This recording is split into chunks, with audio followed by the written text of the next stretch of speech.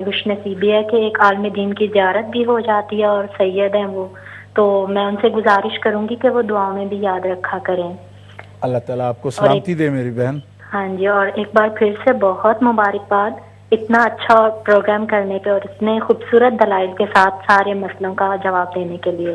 جزاکم اللہ، اللہ آپ کو جی سلامتی دے، خوش رکھے اپنے گھروں میں، شکریہ جی ہماری میری سب بہن۔ بہنوں کو اللہ بہت تعالیٰ سلامتی عطا فرمائے۔ جی ٹھیک ہے، خدا حافظ۔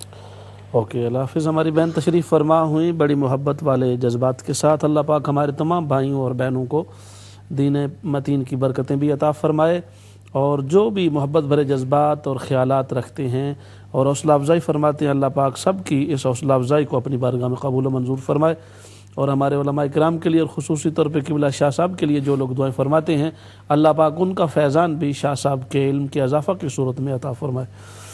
جی حضرت، اگلا ہمارا سوال مسز ناصر صاحبہ کا ہے۔ سیدنا عثمان غنی رضی اللہ تعالی عنہ کی شہادت کیسے ہوئی اور آپ کو کن لوگوں نے شہید کیا؟ بسم اللہ الرحمن الرحیم۔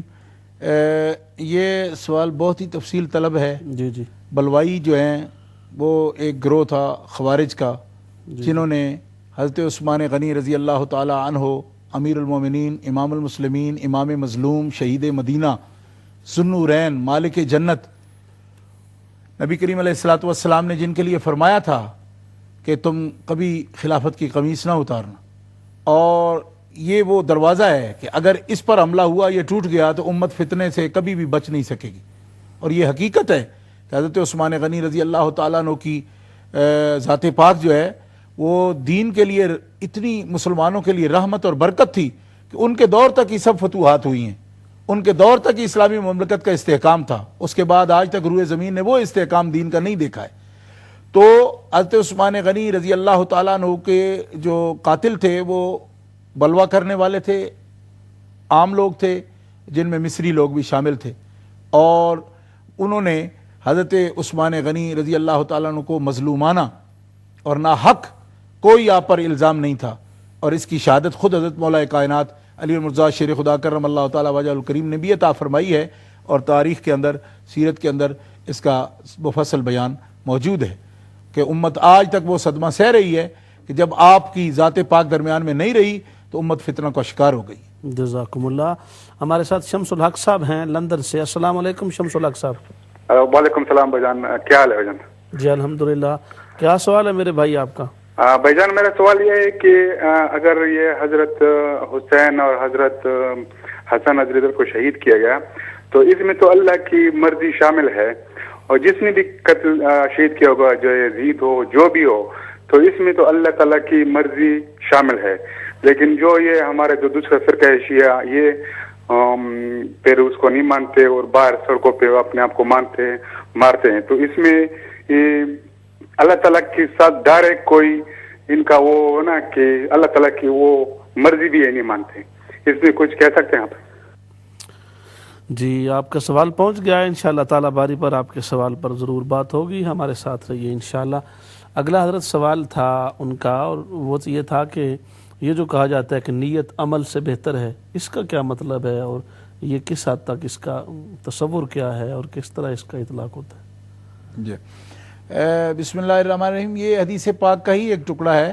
جی تو اس کا مطلب یہ ہے کہ عمل جو ہے اگرچہ بظاہر بہت معمولی عمل ہے، جی جی لیکن اس کی نیت کے اندر خلوص اگر زیادہ ہے لوجہ اللہ، جی جی تو عمل کیا جو ایک ظاہری وجود ہے اس سے نیت خالص اگر ہو تو اس کا اجر و ثواب نیت پر ہوتا ہے۔ نیت جتنی خالص ہوگی، عمل بظاہر معمولی بھی ہے تو نیت کے مطابق اس کا اجر و ثواب اس کو حاصل ہوگا، کہ جیسا کہ سرکار فرماتے ہیں تمہارا یہ صدقہ بھی کبھی تمہارے لیے نجات کا باعث ہے کہ تم راستے سے اگر کوئی کانٹے دار جھاڑی ہی اگر تم الگ کر دو اس نیت کے ساتھ کہ مخلوق خدا کو اس سے تکلیف نہ ہو، تو پھر یہ چیز ہے۔ تو اس وجہ سے کہا جاتا ہے کہ عمل کئی دفعہ معمولی ہوتا ہے جی جی تو اس کا اجر و ثواب بہت زیادہ مرتب ہو جاتا ہے۔ اس کی وجہ یہ ہے کہ اس کی نیت زیادہ خیر والی ہوتی ہے، لوجہ اللہ ہوتی ہے، اور جس وقت وہ بندہ کام کا ارادہ کرتا ہے اس وقت وہ خالص اللہ کے لیے کبھی ہو جاتا ہے۔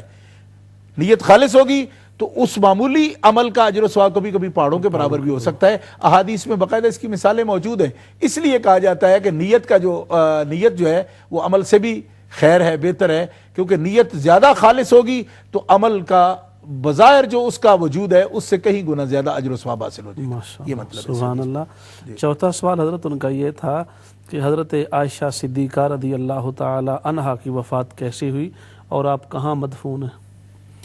جی سوال پر جانے سے پہلے ہمارے ساتھ محمد اکرم صاحب ہیں لندن سے. السلام علیکم محمد اکرم صاحب. وعلیکم السلام ورحمۃ اللہ. مزاج شریف.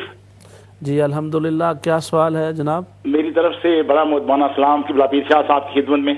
جی تو میں توجہ کرنا چاہتا ہوں شاہ صاحب کی طرف کہ بھئی سورۃ قلم میں جو واقعہ آتا ہے ایک آدمی کا جس نے نبی کریم رؤوف الرحیم کی شان میں بے ادبی گستاخی تھی تو اللہ نے فرمایا تھا کہ اس کے اندر 10 عیب ہیں. تو یہ جو دوسرے حضرات صدیق پاک کی شان میں بے ادبیاں گستاخیاں کرتے ہیں ان میں شاید 10 سے بھی 11 ہوں گے.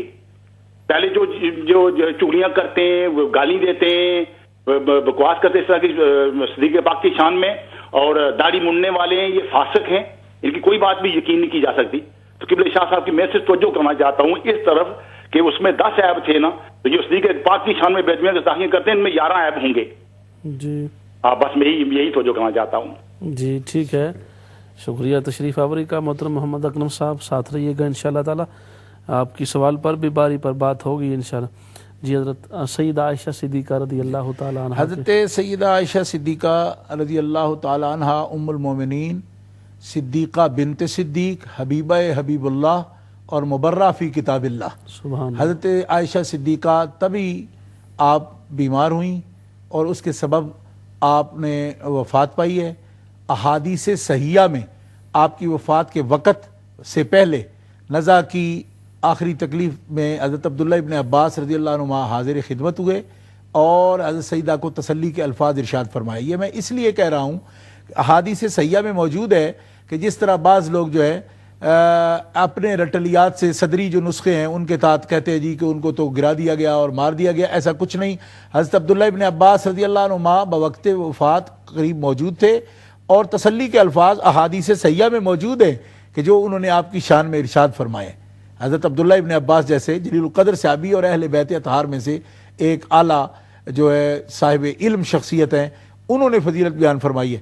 اور آپ حضرت ابو ہریرہ رضی اللہ تعالی عنہ جو جلیل القدر محدث صحابی ہیں، انہوں نے آپ کی نماز جنازہ پڑھائی ہے اور جنت البقیع شریف میں آپ مدفون ہیں، جہاں نبی کریم علیہ السلام کے صاحبزادے اور آپ کے پیارے بیٹے حضرت ابراہیم کی قبر انور ہے.